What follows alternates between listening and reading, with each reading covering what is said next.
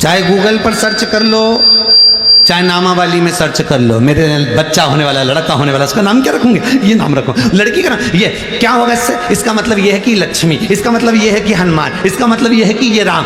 तुम रखो, नाम रखने से कुछ नहीं होगा। एक नाम के ढेर पड़े हैं, थोड़ा सा कर्म अच्छा होना चाहिए।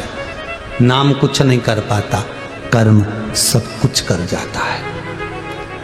एक साधारण सा गरीब सा व्यक्ति भी, एक सिंपल सा साधारण सा व्यक्ति भी अपने कर्म के कारण आगे बढ़ जाता है, अपने कर्म के प्रभाव से।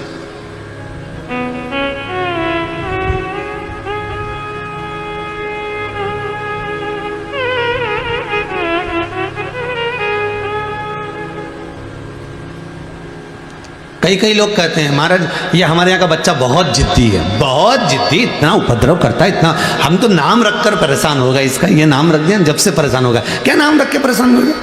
नाम से कुछ नहीं होता।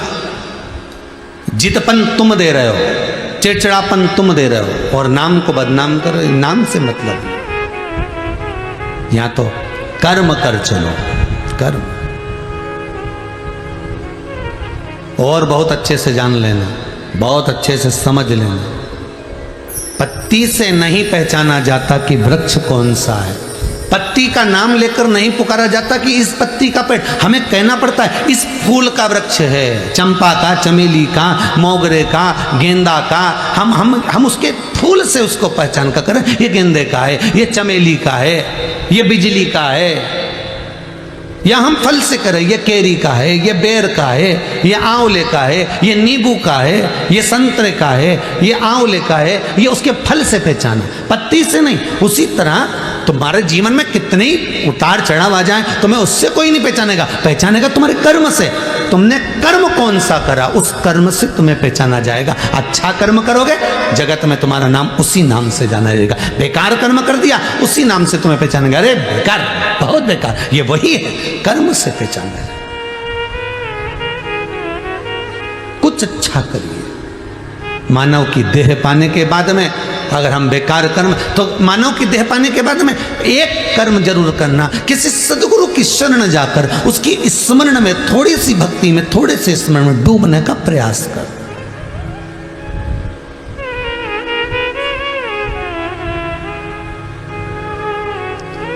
जब कथा विराम हुई इससे पहले वाली ऑस्ट्रेलिया वालों की, उसमें हमने कहा था कि इसके बाद वाली जो कथा है गुरु पूर्णिमा के नज़दीक में है, इसलिए इस कथा में गुरु चरित्रों का वर्णन करेंगे। तो एक व्यक्ति ने लिखकर भेजा व्हाट्सएप पर कि महाराज जी गुरु का होना क्यों जरूरी है, कारण क्या है? तो सीधी सीधी बात है, बादाम का छिलका ऐसे निकल ही नहीं सकता, निकाल के बता दो। बादाम के अंदर की गिरी को चोट नहीं लगना चाहिए और छिलका निकल जाना चाहिए। घिसना भी नहीं है, परेशान भी नहीं करना, छीलना भी नहीं है, और छिलका निकल जाना चाहिए। तो क्या करोगे? उस बादाम को थोड़ी देर पानी में डुबक दो। क्या करना है? उस बादाम को पानी में पटक दो। बादाम जितनी देर पानी में, थोड़ी देर भी अगर पड़ गई, बादाम थोड़ी देर भी पानी में पड़ी रही, धीरे धीरे उसको हाथ में लोगे और मलोगे, छिलका निकल जाएगा। अब ना अंदर गिरी का कुछ बिगड़ा, ना किसी चीज का बिगड़ा, ना उसमें चोट लगी, ना कुछ खरोच आई, बस छिलका निकल गया। उसी तरह जैसे बादाम को पानी में पटोक कर रखा है, पानी में डाल कर रखा है, तो छिलका तुरंत निकल जाता है। उसी तरह मनुष्य देह में आए हो, मानव का यदि शरीर मिला है, तो गुरु के चरण के जल में थोड़ी देर डूब कर रहोगे तो अहंकार का, लोभ का, काम का, विषय का, वासना का छिलका निकल जाएगा और गिरी गिरी रह जाएगी। और वो गिरी काम की है, वो छिलका नहीं।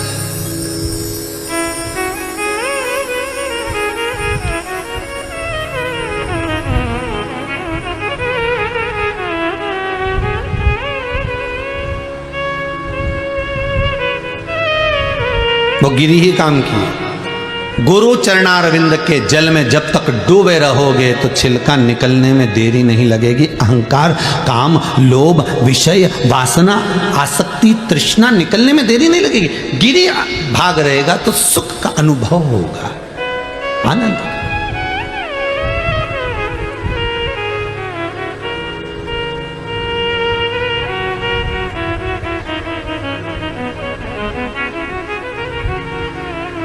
शिव महापुराण की कथा कह रही है। देवराज नाम का ब्राह्मण है, ब्राह्मण कर्म से वंचित है। ब्राह्मण कर्म से क्यों वंचित है? क्योंकि किसी सदगुरु की शरण नहीं जा पाया।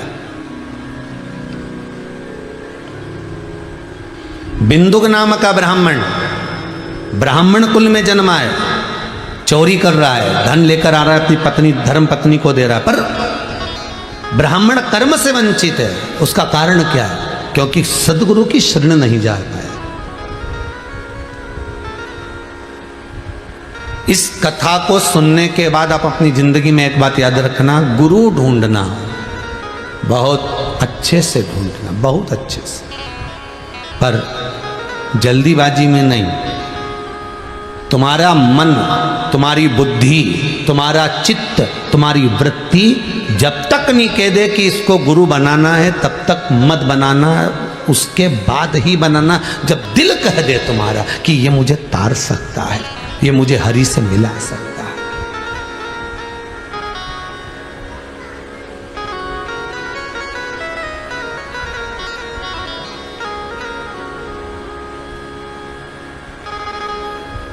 ये मुझे परमात्मा से मिला सकता है। गुरु पैया पढ़ू हरि से मिलाए दीजो जी, मिलाए दीजो जी, मिलाए दीजो जी, मिलाए दीजो जी, मिलाए दीजो जी। गुरु पैया पढ़ू हरि से मिलाए दीजो जी। बस वो सदगुरु की शरणागति। देवराज ब्राह्मण होकर ब्राह्मण कर्म से वंचित है, बिंदुक ब्राह्मण होकर ब्राह्मण कर्म से वंचित है। देवर्षि नारद ऋषि के पद पर बैठने के बाद भी अगर गुरु मंत्र नहीं ले पाए तो ऋषि पद से वंचित है।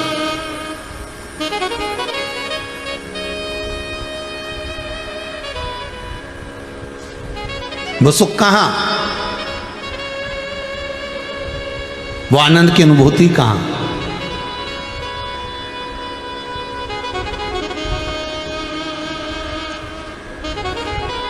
जब जीव के प्राण छूटते हैं ना, ध्यान दीजिएगा जरा, बहुत अच्छा प्रसंग है ये।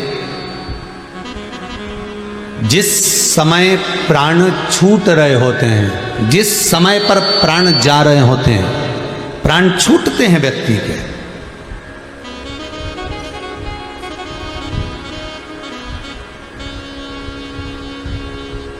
देवलोक, प्रेतलोक। कौन सा लोक है? प्रेत लोक, जिसमें व्यक्ति भूत की योनि पाता। भूत की योनि से भी आप उसको भी समझ लें थोड़ा सा।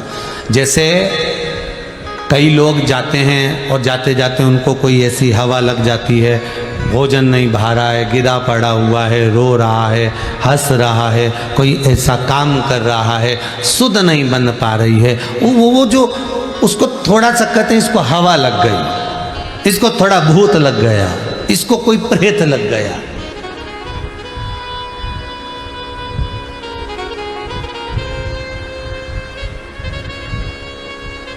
ये उसमें डूब गया। गलत हवा, गरुड़ पुराण में लिखा, प्रेत लोक, देवलोक, गलत हवा, प्रेत, पितर, आदिक जितनी भी हवाएं होती हैं, आपको पहले भी वर्णन करा एक कथा के अंतर्गत, जो 49 पवन होती है, ये जितनी पवन होती है, इसमें कुछ पवन तो अच्छी होती है और कुछ पवन बेकार।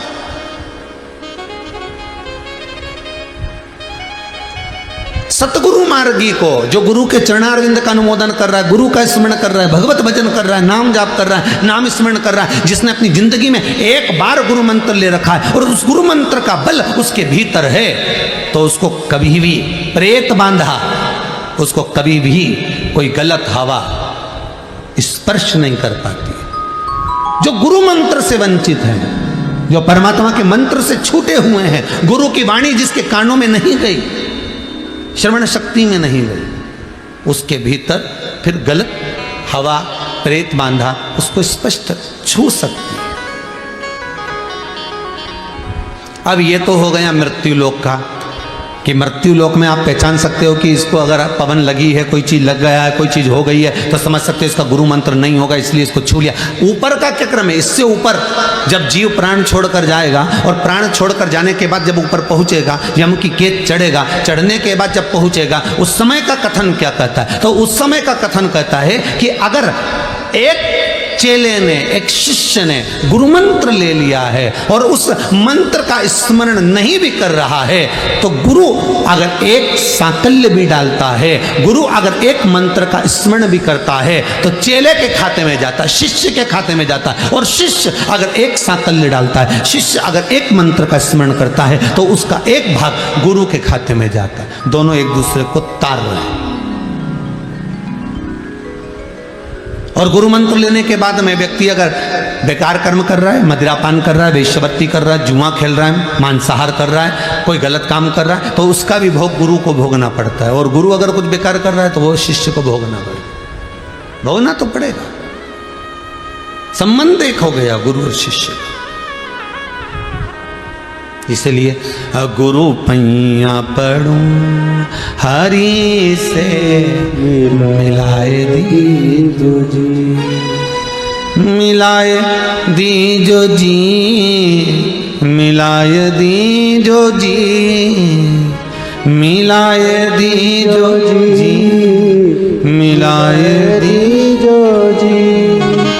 गुरु पैया पढ़ूं हरि से मिलाए दीजो जी, गुरु पैया पढ़ूं हरि से मिलाए दीजो जी। गुरु वो शब्द है, गुरु वो आनंद है जो परमात्मा की शरणागति में ले जाकर छोड़ देता है, परमात्मा के चरणों में ले जाकर छोड़ दिया। देवराज चोरी कर रहा है, धन चुरा कर ला रहा है, शंकर के मंदिर में पहुंच भी गया है, तो भी शिव महापुराण में उसका मन नहीं लगा है। बिना गुरु मंत्र के जीव का चित्त भगवान की कथा में लग जाए बहुत बड़ी बात है। ये पूर्व का ज्ञान होगा इसलिए लग गया।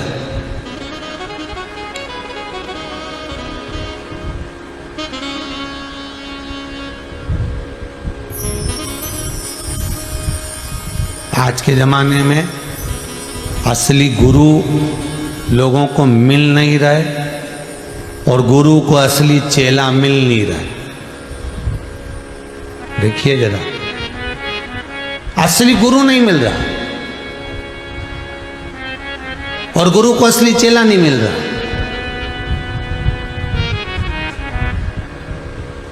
एक गुरुजी तखत पे बैठे थे, शालिग्राम जी की पूजन कर रहे थे। दो चेले थे उनके, एक चेले को आवाज लगाई, चेला ऐ रामू, ऐ रामू। रामू दौड़ कर आया, जी गुरुदेव। बेटा शालिग्राम जी की सेवा चल रही है, थोड़े तुलसी के दल लिया, जा तो जरा तुलसी ला। इतना आलसी चेला, उसने मन में सोचा अगर आज तुलसी लेने चले गया तो ये गुरुजी रोज मुझसे तुलसी मंगवाएंगे। अगर आज चले गया तो गुरुजी रोज मंगवाएंगे। चेला बोला, गुरुदेव तुलसी का पौधा कैसा होता है? गुरुजी ने मन में सोचा, गजब का चेला, बताओ यहाँ आश्रम में रह रहा है और इसको तुलसी का पौधा नहीं माना। चल रहने दे, अच्छा। दूसरे चेले को आवाज लगाया, किशोर, ओ किशोर, ओ किशोर, अरे कहाँ गया किशोर? और किशोर दौड़ के आया, जी गुरुदेव। जा थोड़ा सा तुलसी का दल तोड़ कर लिया। किशोर ने सोचा, बता ये रामू नहीं गया तो मैं काय को जाऊं? गुरुदेव आपने रामू से नहीं कहा, रामू को तुलसी का पौधा नहीं मालूम था। किशोर कहने लगा, तूने तुलसी का पौधा नहीं देखा? इतनी बड़ी बड़ी पत्ती होती है तुलसी की और इतना बड़ा पेड़ होता है।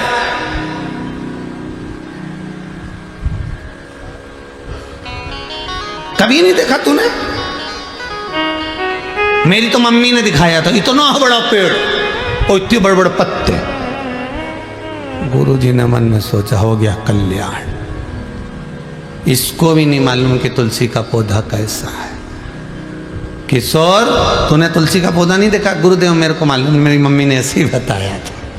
इसने सोचा अपन जाएंगे और अपने माथे आगे फिर अपन कोई बुलाएंगे बार बार तुलसी लाने के लिए, अपन भी नहीं जाएंगे। जा, अब दोनों ही चेला बड़ा आलसी, पर गुरु तो गुरु थे।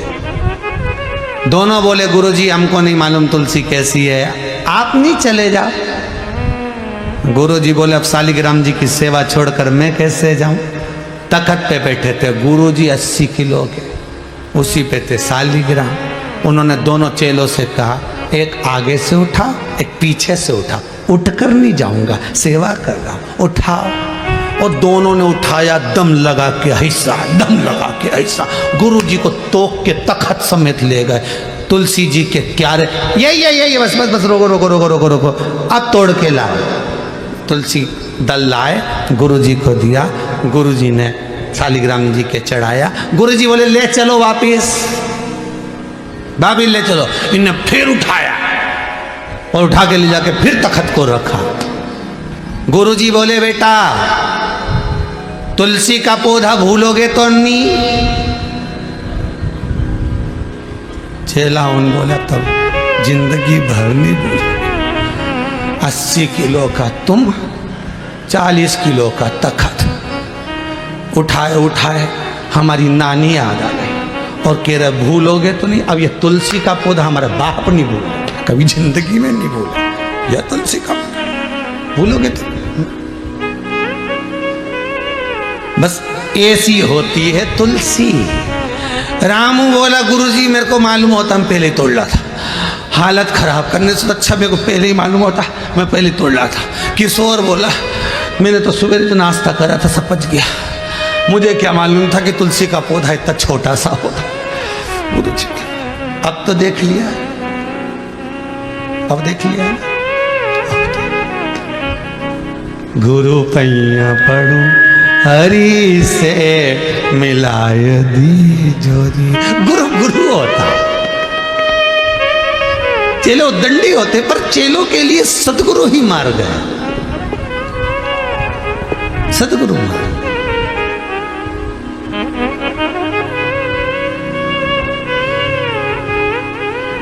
गुरु अपने बच्चे को नहीं पढ़ाता और अपने शिष्य को ज्ञान दे जाता है। एक एक स्कूल में जाकर देखना, एक एक स्कूल में पहुंचकर देखना, एक लेडीज टीचर को, एक महिला टीचर को देखना, वो अपने छोटे से बच्चे को घर में छोड़कर जाती है। 5, 6, 7, 8 घंटा सवेरे से गई है, 2 बजे तक स्कूल में पूरा फर्ज अदा करती है। उसका बच्चा घर में रो रहा होता है, जिद कर रहा होता है, माता को याद कर रहा होता है, माँ भी बिलखती है, बच्चे की याद आती है, तो भी स्कूल में कलम उठाकर बोर्ड पर लिखकर अपने बच्चों को ज्ञान देती रहती है। इतने बच्चों के लिए अपने बच्चे की बलि दे देती है। वही सद्गुरु होती है, वही टीचर, वही गुरु है, वही गुरु है। गुरु अपने बच्चे को जितना नहीं प्रेम करता, गुरु अपने बच्चे को जितना नहीं चाहता, गुरु अपने बच्चे को जितना नहीं पढ़ाता, उससे 1000 गुना दूसरे के बच्चे को पढ़ाता। तू पढ़, तू अच्छा है, पढ़ने में होशियार है, आगे निकल जाएगा, तू ये कर सकता है, तेरे में वो बल है, तेरे में वो एनर्जी है, तू अपना कैरियर बना सकता है, तू ये कर सकता है, तू वो कर सकता है। एक गुरु है जो मार्ग बताकर बच्चे को अग्रण्य बनाने का प्रयास करता है कि तुझ में वो बल है, तुझ में वो प्रबलता है।